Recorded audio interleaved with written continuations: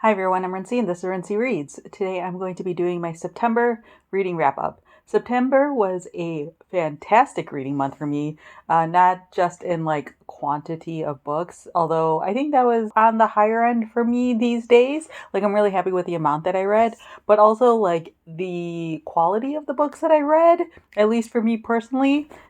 I had some stellar reading picks this month. It was quite nice, like in a very unexpected way. So, yes, very excited to talk to you about all of the books that I read in September. So, I posted a reading vlog a couple of weeks ago. Might have been the last video that I posted. I don't know. What is time? It was specifically a reading vlog that I did over Labor Day weekend. And so the first book that I mentioned in that vlog and the first book that I finished in the month of September was Seeking Fortune Elsewhere by Sindya Bhanoo. This is a collection of short stories. And if you watch that reading vlog, you know that I love this. If you are someone who enjoys contemporary short story collections, please put this one on your radar. This is a collection of short stories that I think I might be, slightly biased towards. Not everyone has their biases, but it's a collection of short stories following South Indian immigrants. It also like focuses on their family members and things like that. So like the very first story follows this older woman whose daughter has immigrated to the United States. I think she lives in Atlanta. You are following her as she ends up in basically a retirement home in India. It's just so wonderful and beautiful. And it's like one of those things that like,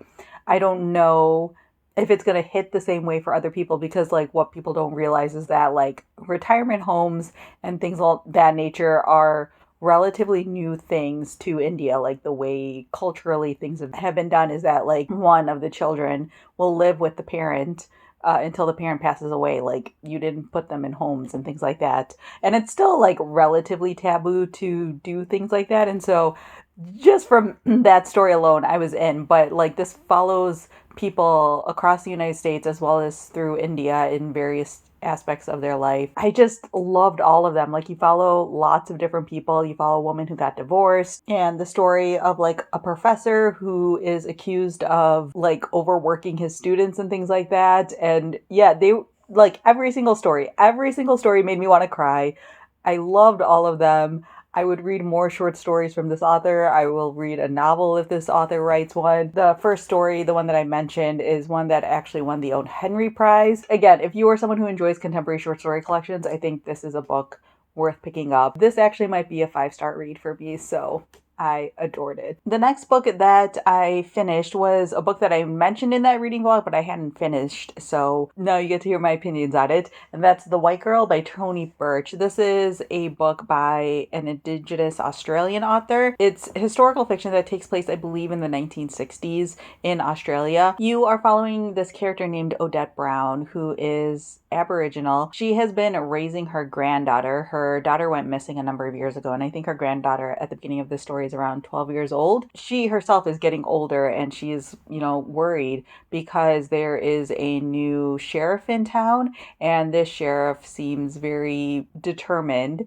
to put Aboriginal people in their place. This story is referencing this time period in Australia's history where Aboriginal children were taken from their families for whatever reason and then like sent away either to homes or to live with white people in Australia and things like that. Odette is trying really hard to take care of her granddaughter, but also to try to figure out what she's going to do. This is a book that I picked up originally thinking that it was a mystery because I thought it was going to focus more on the missing daughter aspect of it, but it really is just like a historical fiction book. I enjoyed it. It's very like heartbreaking and also like a little bit stressful because there's just like a lot of anxiety around like the tension of what's going to happen to Odette and the granddaughter. You just like know like bad things are headed their way the whole time that you're reading this story, and so there's just sort of this building tension. Overall, I like this book, but I didn't fully love it. I do think that some of the stuff that happens towards the end of the book, the way that it wraps up, was like a little bit too simple and easy. I think that it could have been like a little bit longer. Like it's relatively short and it feels like a book that's like trying to teach people about this very specific time in history, which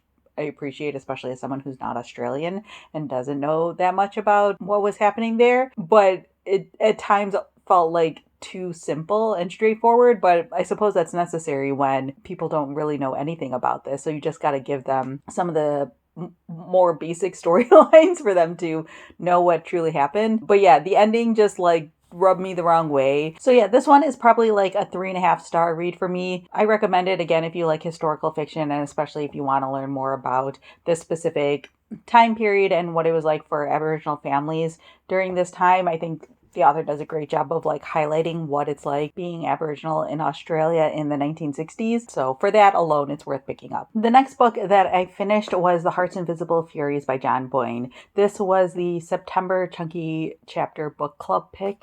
And if you aren't aware, that is my Patreon book club where we try to pick up chunky books. If you're interested in more details or joining, there's a link down in the description and you can check it out. But yes, this was a September book club pick. And so I won't be talking about it too much here, but overall, I really enjoyed this. It's a book that I would not have picked up if it wasn't for the book club, and so I love that. I was very surprised by this book. I hadn't read John Boyne before, even though like he wrote The Boy in the Striped Pajamas, which is an extremely popular book, but I'd never read that one. And so going into this one, I thought this book was going to be more like serious and somber than it was, but it actually is quite lighthearted. So in case you aren't aware, this is also historical fiction. It takes place starting in the 1940s to present day, and it takes place mainly in Ireland. You are following a character named Cyril. He was born out of wedlock and put up for adoption, and he eventually realizes that he's gay, and so being gay in Ireland was literally illegal.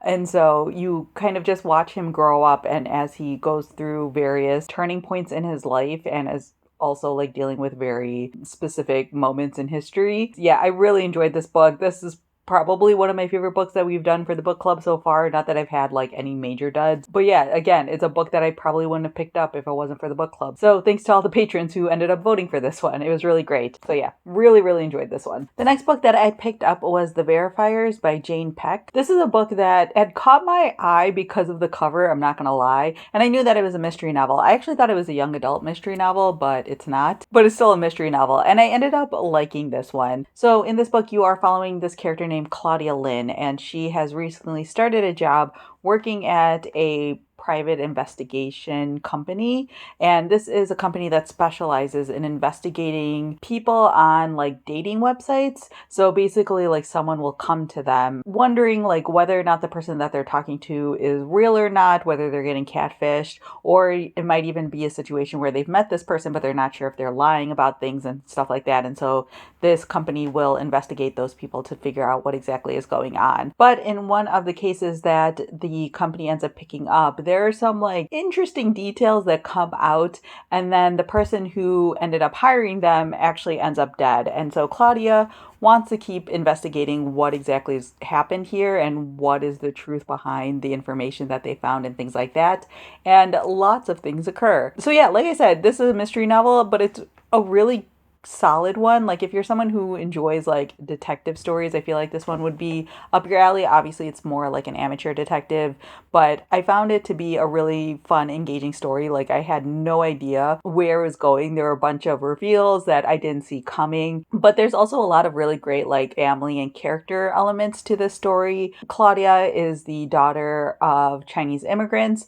Her father, I believe, left the family a while ago, and she has a brother and a sister. And so there's some very interesting like family dynamic stuff that comes into play in here as well. It is like a slower paced mystery. Like don't expect this to be like a thriller. And there are like, again, a lot of these like character moments that like if you just want to focus on the mystery, you might not enjoy quite as much. But I find those elements always really engaging and endearing. So it's, again, not like the best mystery that I ever read, but it was a really solid one. And for a debut author, I felt like it was pretty well done. I would give this one like a 3-ish star rating. And then the final book I'm going to talk about in this wrap up is I'm Glad My Mom Died by Jeanette McCurdy. So I am in the middle of recording a reading vlog where I am picking up some really buzzy books. And so I won't say what the other two books are, but this was the first one that I ended up finishing in the month of September. And I listened to this one as an audiobook. So I don't really think I need to give too much of a synopsis because this book is literally everywhere. But just in case you aren't aware, Jeanette McCurdy is an actress, or was an actress. She is best well known for starring in the Nickelodeon TV shows iCarly and Sam and Cat. And this is basically a memoir of her life up until this point. She had a very difficult relationship with her mother, who she calls a narcissist, and she passed away from cancer a number of years ago. But you are also seeing Jeanette McCurdy dealing with being a child actress, which is not something that she necessarily wanted for her life. You see her dealing with eating disorders and alcoholism and drug use and all of this other stuff, and just a lot of really terrible bad things have happened to her in her life. Like I said, I listened to this one on audiobook. I think it's like less than 6 hours, and it's a really engaging listen. Jeanette narrates it herself, and there's like a style of her writing that I think really comes across in the audiobook. Like her delivery and things like that is often very dry, but there are certain points in the book where you can hear her like actually getting choked up and emotional over some of the stuff that she's talking about. There's stuff that is revealed in the book that, even though like I had seen all of the media buzz and various stories about this and things like that, that I still didn't see coming. I will say, like, major trigger warnings, especially if you're someone who struggles with eating disorders and descriptions of it. Jeanette McCurdy in this book is very straightforward and plain in her language in a way that's also very visceral. She doesn't hold back. She doesn't use euphemisms. She's just very straightforward. Like, she talks about calorie restriction. She talks about forcing herself to throw up. She talks about all of these different things. And even to the way that she talks about her relationships and sex and things like that, it's all very like plain and straightforward in a way that feels very jarring. I think especially if you're listening to it. So a heads up for that. But I suppose point behind all of that is, one, to show her own detachment from the situations while they were happening, but also to be just like very straightforward and frank with what happened to her. I am someone who like can't give this necessarily a 5-star rating, because I do think that there's lots of trauma that she discusses in this book that she hasn't fully processed yet. To me, it especially feels like the stuff around her eating disorder and the stuff around her relationships, like her boyfriends and things like that. She could be just like very like straightforward, like, this is an event that happened. Like, some of the chapters are literally just, here's a scene from my life, and then it just ends. And there's like a lack of reflection or understanding. Sometimes it feels like I like struggled with some of those chapters, because I'm like, it might be that she's like saying this very plainly in a way to just be like, here is an effed up thing that happened in my life, but she doesn't always refer to it as that way. Like, she just sort of presents the scene, and then I guess like you as the reader are supposed to do with it what you will. But also at the same time, like, that doesn't feel great, because unless you are also someone who's very healthy, you may or may not view those scenes in the correct way. I don't know. It was one of the things I struggled with. I don't know. To me, it wasn't eye-opening necessarily in the fact that like I never really thought being a child actress seemed that great, and being in Hollywood always seemed like a terrible idea. Those things weren't really shocking to me, and I had already heard lots of the stories behind certain people who worked at Nickelodeon and whatnot. So like that sort of stuff wasn't very surprising to me, but I do really appreciate her frankness about her relationship with her mom. Especially one of the things that she talks about is the fact that like you really aren't allowed to say bad things about your parents publicly, especially your mom. So yeah, this is one of those memoirs where if you're intrigued by it, I think it's worth picking up. I think that even if you're someone who doesn't necessarily enjoy celebrity memoirs, but you enjoy memoirs in general, you'll enjoy this one. It doesn't just feel like juicy gossip sort of memoir or anything like that, but it really is like Jeanette talking about her struggles and difficulties growing up. And it'll just be kind of interesting to see if she does more writing or other things, because she does like express an interest in things like writing and directing and stuff like that. And so, yeah, hopefully she's continuing to work on herself. She's continuing to work on healing. And it's just like, after reading this book, you're just like, Jeanette, I wish you the best. And I really hope some good things are headed your way. So yeah, those are all of the books that I finished in the month of September. Feel free to let me know down in the comments below if you read any of the books that I talked about here, what your thoughts were on them, or if you have any questions, you're always welcome to leave that down in the comments section as well. Or feel free to let me know what your favorite book was that you read in the month of September. So yeah, that's all I have for now, and thanks for watching.